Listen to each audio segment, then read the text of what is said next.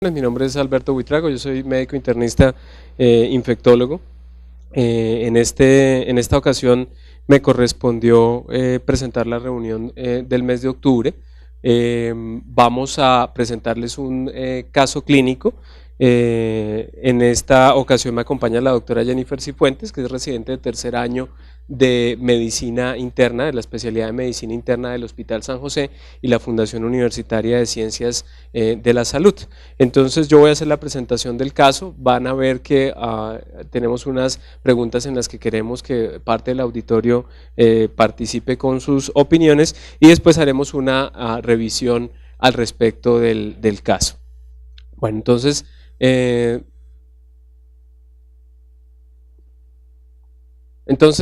para empezar, si quieres, siéntese.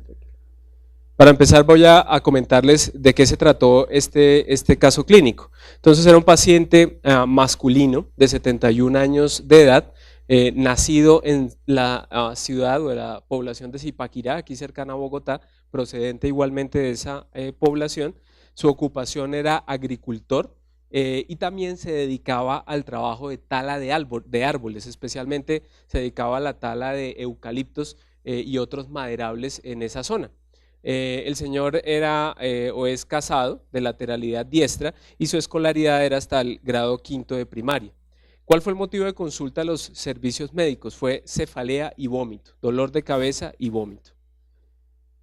¿Cuál era la enfermedad actual de este paciente? Entonces teníamos un cuadro clínico de 6 meses de evolución de una cefalea de carácter global intensa en una escala análoga de 7/10, que venía aumentando progresivamente en ese tiempo de evolución y se venía asociando además a episodios de vómito con la aparición más reciente de fiebre no cuantificada que no tenía un predominio circadiano, no se daba con predilecciones mañana, noche o tarde.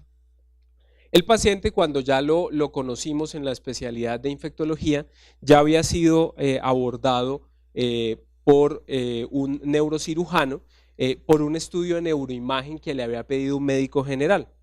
Entonces, neurocirugía vio al paciente de manera ambulatoria y cuando ya infectología lo conoce, ha sido remitido a hospitalización por el hallazgo de una lesión a nivel de neuroimágenes. En los días previos a la hospitalización, el paciente había presentado adicionalmente alteraciones a nivel del lenguaje, con algo de lenguaje incoherente y desorientación temporoespacial. Estos son los antecedentes. Únicamente tenemos una ingesta de alcohol, cerveza cada 8 días, nada muy diferente del resto de los cristianos en la zona. No tenía antecedentes patológicos, no había sido operado de nada, no tenía hospitalizaciones previas. En general, una persona de esa edad, de 71 años, que era sana. A la revisión por sistemas, no teníamos datos de pérdida de peso, no había alteraciones visuales, no refería síntomas respiratorios, en su trabajo funcionaba relativamente bien, es decir, pueden imaginarse una persona que tiene que talar árboles utilizando hachas, sierras, demás, una clase funcional NIHA 1, no tenía síntomas gastrointestinales, no síntomas urinarios y adicionalmente se había profundizado un poco el interrogatorio con uno de sus hijos que vivía con el paciente. Él refería que hasta los días previos a haberse hospitalizado no tenía cambios conductuales, no tenía cambios en el nivel de conciencia, no había tenido golpes, específicamente se indagó teniendo en cuenta su actividad laboral, que no hubiera tenido caídas desde árboles o algún traumatismo específico que se hubiera presentado durante su trabajo. Y lo que sí manifestaba el hijo era que adicionalmente a lo que el paciente comentó durante el interrogatorio de la enfermedad actual, había referido sensación de hormigueo y hipoestesias a nivel del hemicuerpo derecho. Okay. Este fue el examen físico con el cual conocimos al paciente, aceptables condiciones generales, alertas, sin signos de dificultad respiratoria. En los signos vitales, digamos, lo único llamativo era algo de elevación de sus cifras tensionales, como pueden ver. La frecuencia cardíaca, 58 latidos por minuto, no registraba fiebre en ese momento.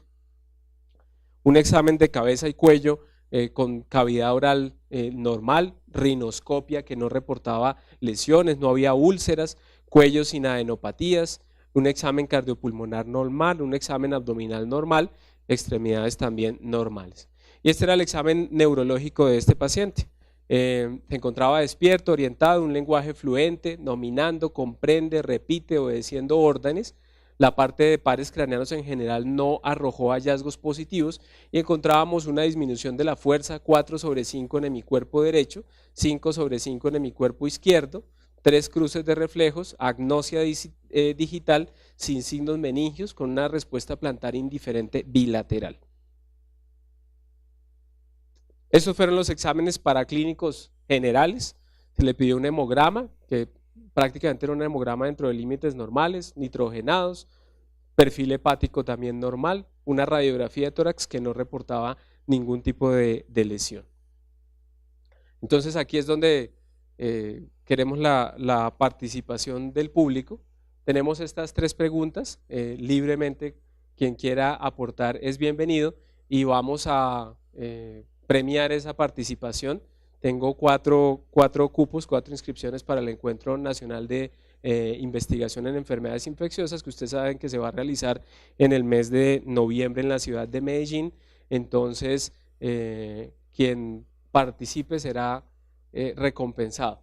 Entonces, ¿cuál es su diagnóstico sindromático? ¿Qué opinan a partir de la enfermedad actual, de esos hallazgos clínicos?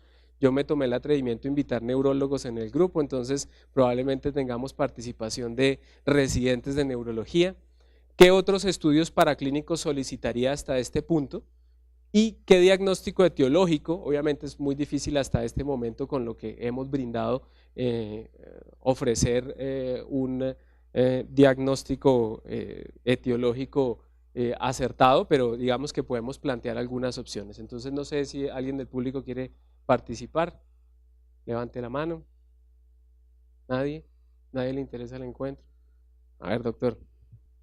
Pues por el momento así el único diagnóstico sindromático que se me ocurre es una hemiparesia derecha por la disminución de fuerza de miembros en el lado derecho, que sería como sindromático. Por el momento es el único diagnóstico que se me ocurre.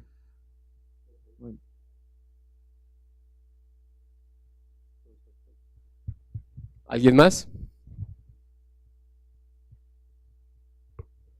Pues pensando ahorita con lo que nos dieron de los hallazgos neurológicos de cefalea global, paciente con vómito, ya ahí tiene unos sindromáticamente, ya va orientándolo en la parte neurológica, pero para un síndrome de hipertensión endocraniana podía pensarlo uno en el paciente, además porque también ya tiene compromiso motor y sensitivo del lenguaje que también está con relación de que pueda tener, o sea, la parte izquierda de su hemisferio izquierdo es la que esté más comprometida en este momento y está desorientado, entonces desorientación más otras alteraciones en la parte cognitiva también hacen un diagnóstico de delirium porque el cuadro es agudo, no es crónico para hablar de una demencia. Y también la aparición de la fiebre, uno le puede decir que ese síndrome de hipertensión está asociado a una neuroinfección probable, porque igual es un paciente de 71 años y pues su sistema inmune no va a estar tan, digamos, bueno, o sea, tan fuerte como para responder contra una infección y por eso no estaría montando un CIRS, que es lo que uno le esperaría en una infección en un paciente como él. Y por el antecedente de agricultor y de tala de árboles, uno estaría pensando también así muy en lo infeccioso, pensar primero pues siempre ahorita viral, pero también podría uno pensar en hongos pues por la parte epidemiológica en ese caso. Y por el título además. Muchas gracias, muy interesante su aporte. ¿Alguien más? Pues estoy de acuerdo que un diagnóstico sindromático pues importante sería una neuroinfección. En estudios paraclínicos adicionales, pues podría ser estudio de líquido cefalorraquídeo. Pues allí tenemos que hacer mucho tipo de pruebas. El citoquímico, pues Gram, cultivos para bacterias y para hongos, una tinción con tinta china. En el diagnóstico etiológico, pues nos dieron un antecedente muy importante que es que el paciente tiene, se hace tala de árboles de eucaliptus. Entonces, aquí es importante, bueno, y no sé si me voy a adelantar, pero Hay unas especies de Cryptococcus que el nicho ecológico es precisamente los árboles del género Eucalyptus y que incluso pueden infectar a individuos inmunocompetentes. Bueno, sí, de entrada es todo un cuadro neurológico. El sindromático pues tiene varios sindromáticos. Síndrome de dolor craneofacial, tiene un síndrome piramidal motor, tiene un síndrome confusional agudo transitorio, tiene un síndrome febril y un síndrome mético. En cuanto al topográfico, podríamos localizar la lesión en la región frontoparietal, tiene síntomas, bueno, y un síndrome sensitivo también. Tiene compromiso sensitivo, tiene compromiso de funciones mentales, podría ser frontal y parietal derecho, ese es mi cuerpo derecho, ¿no? Derecho. Y como etiológico, pues teniendo en cuenta el antecedente exposicional, una neuroinfección y lo que pues decía el doctor, más un cuadro, un criptococo. También pues es un paciente aparentemente inmunocompetente, puede tener cualquier otro hongo, histoplasmosis, pero pues teniendo en cuenta el antecedente más un criptococo y pues por la frecuencia en la que se presenta. Para clínicos, pues una neuroimagen y una punción lumbar si la neuroimagen lo permite. Bueno, como para completarle a mi compañera, pues los diagnósticos sindromáticos sí sería un síndrome de dolor craneofacial, un síndrome confusional agudo, podríamos llamarlo también un síndrome de alteración de funciones mentales superiores, un síndrome febril, un síndrome de hipertensión endocraniana, podríamos tener un síndrome piramidal motor derecho y un síndrome sensitivo derecho. De estudios o para clínicos complementarios, pues lo principal es tener un ATAC y una resonancia magnética dependiendo de la lesión simple o contrastada, pues para tener diagnósticos diferenciales de la lesión que se encuentre a nivel parietal de izquierdo o derecho, porque dijeron derecho, izquierdo. Sí, por eso está entonces la izquierda y el diagnóstico etiológico, pues hay que diferenciarlo con varias características, pues la lesión ocupante de espacio puede ser por accesos cerebrales, generalmente podría ser una lesión o una lesión tumoral, podría ser pues lesiones generalmente por hongos como criptococo, histoplasma, pueden haber infartos generalmente vasculíticos por enfermedades también o por parásitos, por hongos, pueden generar vasculitis o también por las bacterias y pues sería como… Y dependiendo cómo sea la imagen, pues hacer un estudio por líquido cefalorraquídeo, porque pues hay que tener en cuenta que no tenga ningún tipo de contraindicación y empezando porque está focalizado. Bueno, muchas gracias por el aporte. Ya escucharon a las doctoras neurólogas, ya una aproximación sindromática muy completa, más los aportes que se hicieron previamente. Bueno, entonces, ¿qué otros paraclínicos se le solicitaron a este paciente en ese momento? Se le pidió una prueba de ELISA-VIH, ¿sí?, que fue informada como negativa, no reactiva. Se le realizó una prueba de tuberculina que se informó en 3 milímetros e inicialmente cuando los doctores de neurocirugía lo hospitalizaron para estudio, pensaron que tal vez el cuadro sindromático que sugería una lesión ocupando espacio más una imagen que ya les voy a mostrar adelante, debía llevar a descartar dentro de los diagnósticos diferenciales una lesión tumoral en sistema nervioso central. Recuerden que además era un paciente de 71 años de edad, por ende le solicitaron estudios pensando en identificar otras lesiones sugestivas de algún tumor primario en otro sitio del cuerpo. Se le pidió un TAC toracoabdominal que informó la parte torácica dentro de límites normales y la parte abdominal con presencia de hígado graso y una enfermedad diverticular no complicada del colon sigmoide. Adicionalmente, le solicitaron de entrada estudios endoscópicos, una endoscopia de digestivas altas que informó gastritis crónica antral con un test de ureasa positivo para la presencia de Helicobacter pylori, colonoscopia total con los mismos divertículos que se visualizaron en la escanografía, divertículos a nivel de colon sigmoide, pero sin compromiso inflamatorio o sangrado. Y le tomaron igualmente por el rango de edad y la sospecha o el enfoque diagnóstico que hizo la especialidad tratante, un antígeno prostático específico que fue informado en 0.5 nanogramos por mililitro. Esta fue la lectura oficial del radiólogo. Ya les voy a mostrar dos cortes de las imágenes. Me perdonan que no tengamos una secuencia larga de las imágenes, especialmente para las neurólogas, pero desafortunadamente fueron como unas fotos que nos pudo remitir el paciente de las imágenes. Entonces, esa era la lectura de la escanografía y describe una gran lesión intraaxial necrótica con severo edema vasogénico que condiciona herniación subfalcina.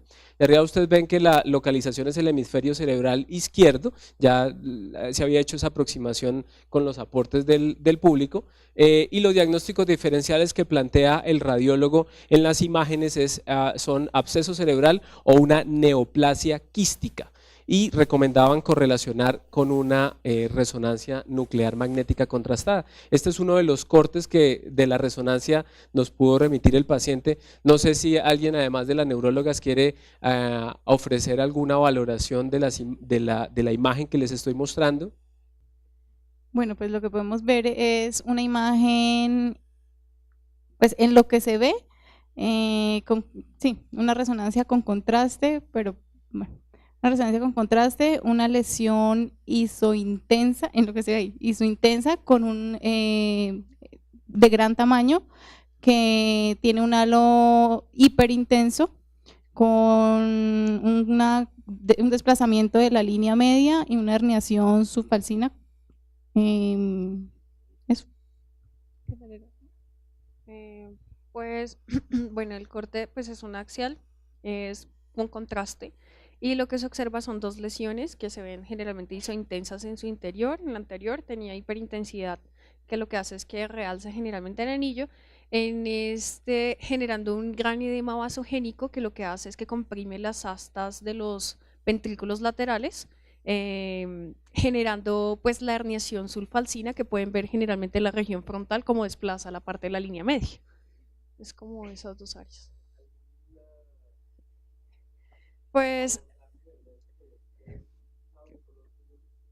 Pues sí, lo que pasa es que generalmente cuando uno ve las resonancias, como dice el doctor, tiene que mirar generalmente más secuencias, ¿sí? Entonces uno mira otras secuencias como difusión, que nos permite mirar como la restricción que hay, si hay generalmente líquido material en su interior, ¿sí? Como detrito celular o algo así que se ve más generalmente en los accesos. Y se ven otras secuencias como susceptibilidad para mirar si hay sangrado. Vi en la descripción que decía gran lesión necrótica. Puede ser que en la susceptibilidad, en la lesión intraaxial que se ve ahí en la región parietal superior e inferior del lado izquierdo, hubiera tenido algo de microsangrado o sangrado. Pero pues en esta sí nos queda un poquito más difícil. Como diagnóstico diferencial, pues sí se pensaría generalmente como primera posibilidad que tuviera generalmente un acceso cerebral. Pero en estos casos, cuando es muy difícil, dependiendo de la clínica del paciente, uno puede llegar a tener acceso a otro tipo de resonancias que tienen espectroscopía y anisotropía, generalmente pues para mirar si hay sobrecarga de lípidos, hay disminución de colina, para diferenciarlo con lesiones quísticas tumorales, que es la otra posibilidad. Muchas gracias además por la ilustración en neuroimágenes y en las opciones de diagnóstico. La espectroscopía no es algo que los infectólogos sepamos pedir mucho y tiene mucha utilidad, por ejemplo, para patología infecciosa como tuberculosis, ¿sí? Ok, listo, esto ya lo mencionamos. Entonces, bueno, ¿qué sucedió? El paciente lo hospitalizan los neurocirujanos, le hacen esta resonancia y ellos deciden llevarlo a una craneotomía con un diagnóstico principal que ya les mencionaba de una etiología tumoral versus un absceso cerebral. El hallazgo intraoperatorio fue el de una masa abscedada de localización parietal izquierda de consistencia blanda y un contenido que describieron como oscuro turbio. En el posoperatorio ellos deciden ordenarle tratamiento antibiótico con un esquema combinado de ceftriaxona, vancomicina y metronidazol a la espera del cultivo y el resultado de la biopsia de tejido cerebral. El paciente es remitido a un programa de hospitalización domiciliaria para continuar el tratamiento antibiótico que les comento. Se le ordenaron 6 semanas de tratamiento antibiótico, pero prácticamente como a los 2 días del egreso para la hospitalización domiciliaria, lo vuelven a enviar a hospitalización porque reciben el resultado de la biopsia. Este fue el resultado de la histopatología. Entonces, el informe fue un proceso necrotizante e inflamatorio de componente agudo y crónico, granulomatoso, con presencia de esporas e hifas de un hongo de tipo feohifomicosis. Entonces, sí, nosotros cuando lo vimos pensamos en el criptococo, obviamente. Aquí no traje el resultado del látex, no sé por qué no quedó en la diapositiva, pero tenía un resultado de un látex negativo. Y realmente cuando ya lo vemos en infectología, lo recibimos con el resultado de la histopatología. Freddy, ¿usted quiere opinar algo del...? En este caso alguna vez creo que lo comentamos en una junta, usted me mandó las fotos para mirarlo, y realmente es una patología bastante rara. Creo que cuando lo hablamos nunca hemos visto un caso similar. Después pensamos que lo ideal sería especificar cuál de las feohifomicosis para determinar sobre todo sensibilidad a los antimicóticos, que en últimas es lo que va a determinar la evolución y el desenlace, o la eficacia del tratamiento. Creo que fue el primer caso que vimos, y hasta donde supe no había cultivos o caracterización del hongo específicamente. Pero sería bueno que les preguntara cuáles son las feohifomicosis. ¿Alguien quiere comentar algo sobre el diagnóstico de feohifomicosis? ¿Algún dato? ¿Qué tipo de hongos corresponde? ¿Qué otras enfermedades produce? Raro, ¿no? ¿No? Es comprensible. Bueno, la idea es que ya con el resultado de la biopsia, pues obviamente es mucho más fácil tomar una decisión terapéutica.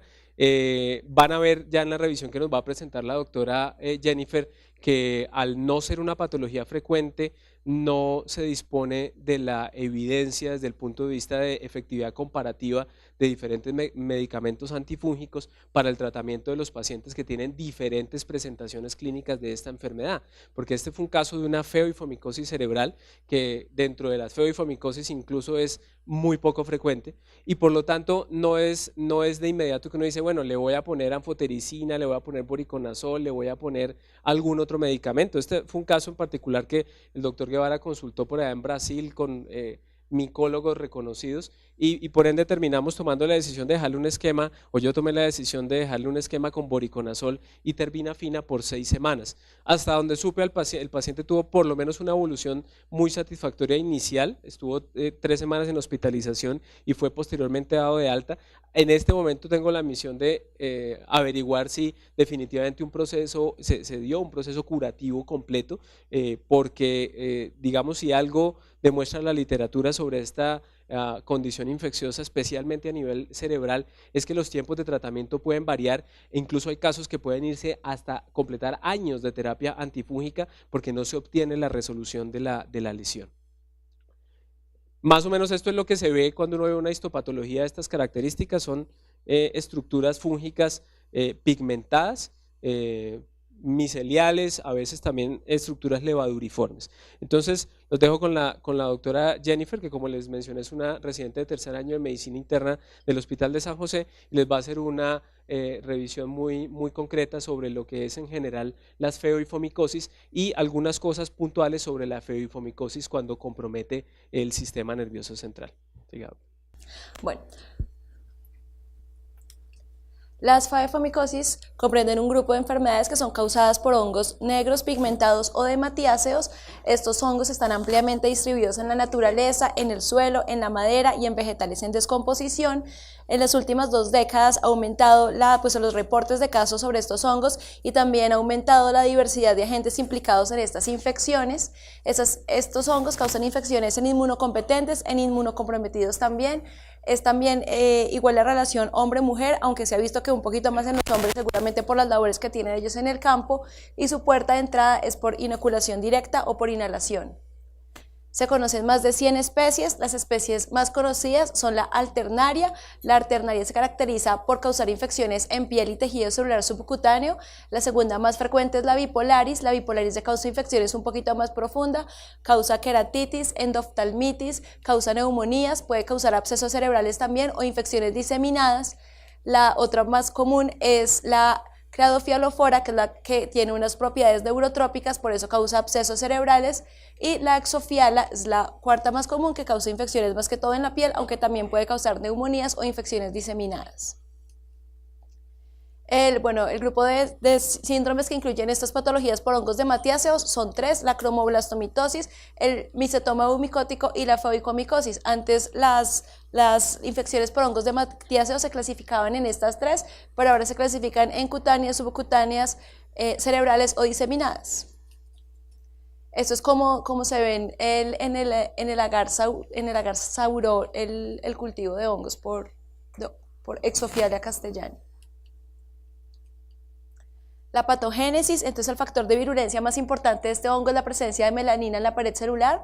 La melanina protege contra los radicales libres y el hipoclorito producido por las células fagocíticas, impidiendo la fagocitosis, y también se unen a enzimas hidrolíticas, previniendo la acción de estas en la membrana. Por eso es que esta enfermedad se puede producir también en los pacientes inmunocompetentes. Estos hongos también se unen a las proteasas, peptidasas y aluronidasas y a la quitina sintetasa, produciendo factores de resistencia. Es una infección muy poco común, se presenta principalmente en zonas templadas y afecta con más frecuencia a los habitantes en zonas rurales, pues porque tienen más contacto con el campo. Se puede manifestar, pues como ya lo dijimos, de diversas formas: superficial, subcutánea, diseminada, cerebral. Bueno, las manifestaciones clínicas, que ya sabemos que tiene muchísimas manifestaciones clínicas, hasta las micosis broncopulmonares alérgicas también las puede presentar este género. Bueno, la infección superficial está confinada al estrato córneo y si llega a ser más profunda causa gran destrucción tisular. Siempre hay que preguntarle al paciente sobre el antecedente de traumatismo local, porque el método de llegada al organismo es por inoculación directa, y la presentación más común de este tipo de feuicomicosis es la forma de nódulos o quistes subcutáneos sin síntomas sistémicos y sin inflamación o tejidos blandos. Estos quistes subcutáneos pueden simular un lipoma o pueden simular un granuloma por cuerpo extraño y son muy crónicos, duran más o menos 6 meses, y el paciente, pues si no le causa ningún síntoma, el paciente seguramente se queda con su nódulo subcutáneo.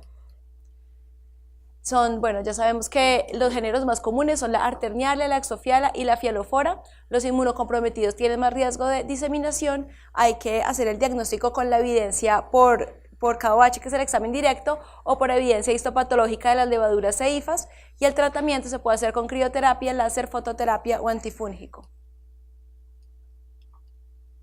El micetoma eumicótico son unas lesiones muy agresivas, comprometen piel, tejido celular subcutáneo, fascia y hueso. Estos son los gérmenes que la producen: el acremonium, las aspergillus niduras, la exophialia y la letosfaeria. Es difícil de curar y a veces requiere amputación de la extremidad afectada. Necesita terapia antifúngica sistémica por la agresividad, y el tratamiento es con ketoconazol o itraconazol. Y como ya lo mencionó el doctor, pues el tratamiento casi siempre es empírico, porque no hay ningún ensayo clínico que compare los antimicóticos en estos hongos, sino reportes de casos. La cromoblastomicosis es una infección crónica subcutánea que se caracteriza por la presencia de cuerpos necróticos. Estos son los gérmenes más comunes implicados: la Cladofialofora carrioni, la Fonsecae compacta y la Fonsecae pedrosi. Son difíciles de tratar, las recaídas son comunes y el tratamiento también es con itraconazol o con cirugía. La queratitis tiene una alta incidencia en la India, el 20% de los pacientes secundario a trauma. El tratamiento tópico con natamicina o anfotericina B tópica con osinazoles. Usualmente los tratamientos tienen que ser mayor de 4 semanas, son tratamientos muy largos. Se pueden utilizar azoles tópicos como el itraconazol y el voriconazol. La queratitis, como ya lo mencioné, la bipolaris es el género más común, es el tercero más común después de el Fusarium y el Aspergillus, que son los más comunes, y estos causan queratitis en pacientes diabéticos, en pacientes inmunocomprometidos, en pacientes con uso de lentes de contacto. Las infecciones pulmonares son infecciones que amenazan la vida, también tienen diferentes modos de presentación: neumonías, nódulos subcutáneos, nódulos pulmonares, lesiones endobronquiales. El tratamiento pues lo han realizado con anfotericina B liposomal. La mortalidad es muy alta en los pacientes inmunocomprometidos, y si hay un nódulo solitario en un paciente inmunocompetente puede ser tratado con cirugía.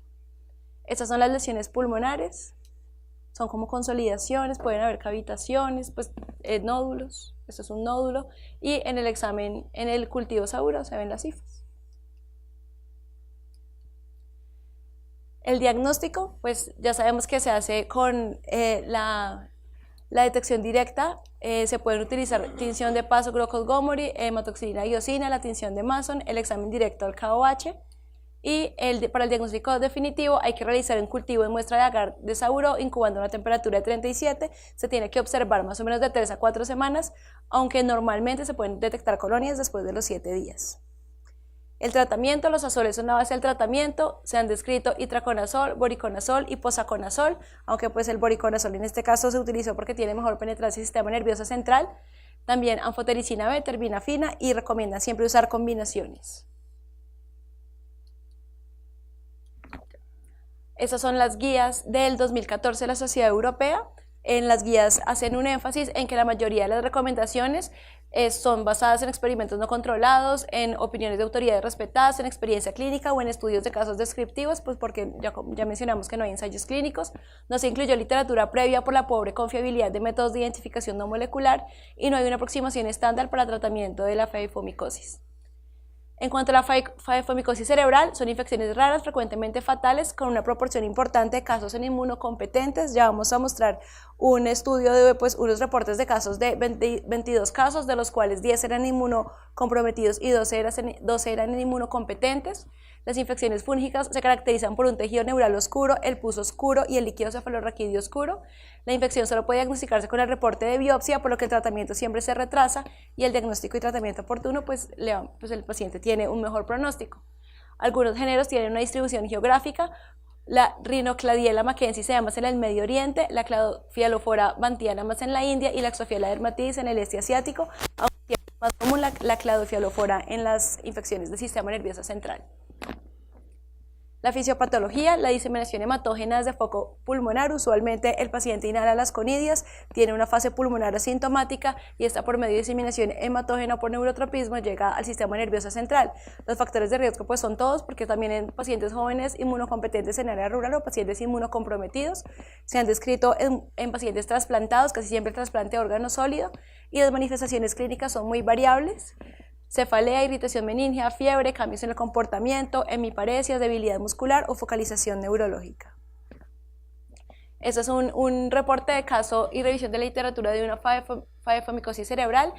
Este es un paciente, ay no sale, Laura es así, espichar las cositas para que salgan las imágenes. Eso. Es un paciente de 24 años que tenía enfermedad de Crohn y estaba tratado con inmunosupresores. El paciente le diagnostican la enfermedad cuando ya la enfermedad estaba muy avanzada, le hacen resección quirúrgica y le dan tratamiento antifúngico, pero describen que el paciente fallece después de 42 días de tratamiento. Este es el reporte donde describen los 22 casos que hay en los últimos años por la Cladofialofora. Y ahí podemos ver que los pacientes que no tenían trastornos subyacentes eran más que los que sí tenían un grado de inmunosupresión, o sea que la enfermedad se produce tanto en inmunocompetentes como en inmunocomprometidos. Y todos fueron tratados con diferentes antifúngicos y con cirugía, excepto un paciente pediátrico que no fue tratado con cirugía. El resto todos sí se les realizó la resección quirúrgica de la lesión. Sí. Este es otro estudio en donde revisan 124 casos de Cladofialofora bantiana y miran cómo es la incidencia de la enfermedad en la India. No. Ya. Entonces, pues describen que los abscesos cerebrales por Cladofialofora tienen alta mortalidad debido pues, a la demora en el diagnóstico. Realizaron 124 cultivos de abscesos cerebrales con aislamiento de la Cladofialofora bantiana. 103 casos publicados en inglés, el 57 de los pacientes eran de Asia, especialmente de la India. El diagnóstico desde que se empezaron los síntomas fue a los 115 días. La enfermedad tuvo la misma distribución en inmunocompetentes, tanto en inmunocomprometidos. Obviamente los inmunocomprometidos tenían mayor mortalidad. La anfotericina B fue el medicamento más formulado y mostró buena sensibilidad in vitro al voriconazol, posaconazol e itraconazol. Esta es la distribución de los pacientes, entonces vimos el total de casos. En la India habían pues la mayor cantidad de casos, en otros continentes eran menos cantidad y en Asia pues siempre eran importantes. Este es otro caso de un paciente inmunocompetente con faefomicosis cerebral. Este caso es un poco raro porque escriben que era un paciente de 21 años, era soldado, que el paciente presentó, pon las imágenes, que el paciente pues solamente presentó como cefalea y fiebre, pero en las imágenes se identifica el absceso y este paciente recibió tratamiento antifúngico y no requirió cirugía y las lesiones resolvieron completamente y el paciente se curó sin necesidad de cirugía. En cuanto a la radiología, como ya vimos, la mayoría de las infecciones en pacientes inmunocompetentes solo se observó una lesión única y en inmunocomprometidos tenían lesiones múltiples. Y en la tomografía el hallazgo típico es la lesión en anillo con un núcleo de baja atenuación rodeado por las lesiones, como lo vemos ahí.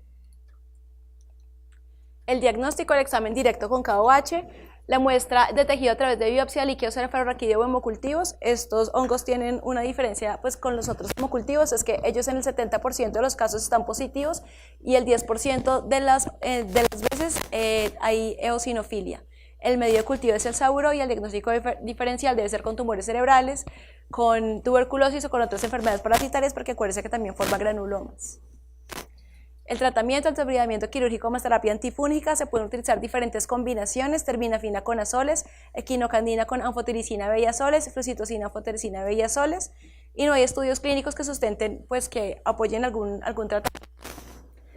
Bueno, como conclusiones, la faeofcomicosis es una enfermedad micótica muy rara pero fatal, es común en individuos inmunocompetentes, por eso tenemos que tenerla presente. Se caracteriza por tener abscesos cerebrales, aunque tiene diferentes modos de presentación, ingresa por vía hematógena, los síntomas incluyen cefalea, déficit neurológico y convulsiones, el tratamiento con antifúngicos y quirúrgicos con una mortalidad del 70%. Muchas gracias.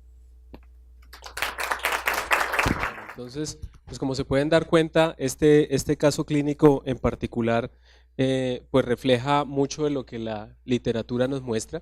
Son pacientes tanto de poblaciones de inmunocompetentes como inmunocomprometidos, con diagnósticos que suelen ser tardíos y difíciles precisamente porque el abordaje diagnóstico que permite así en la orientación terapéutica se basa en el diagnóstico histopatológico y no siempre es posible tener ese diagnóstico histopatológico de manera temprana. El doctor Guevara mencionaba la importancia de la identificación por género y especie. Es difícil y la mayoría de las pruebas se sustentan en la posibilidad de practicar en tejido o en los cultivos pruebas de reacción en cadena de la polimerasa específicas para estos hongos. Esas son las que realmente permiten llegar a cada uno de esos diagnósticos o eventualmente disponer de un laboratorio de micología con la suficiente experiencia como para poder hacer esos diagnósticos de identificación de género y especie basándose en las características de los cultivos y en la morfología que tanto la visión directa de del componente invasor del hongo como la visión directa de lo que se obtiene a partir del cultivo permite. Adicionalmente, miren cómo los abordajes terapéuticos en los diferentes escenarios de enfermedad son variados. Entonces se habla del voriconazol, del itraconazol, de la anfotericina, hasta el ketoconazol en los estudios iniciales. Obviamente este medicamento por su perfil de efectos secundarios ha sido abandonado y mucho más cuando tenemos que utilizarlo en terapias muy largas en este tipo de pacientes, pero la terapéutica es variada y casi que está al gusto del consumidor. En lo que el infectólogo considere puede escoger uno u otro antimicótico. Entonces, bueno, este es un caso de una entidad más bien rara.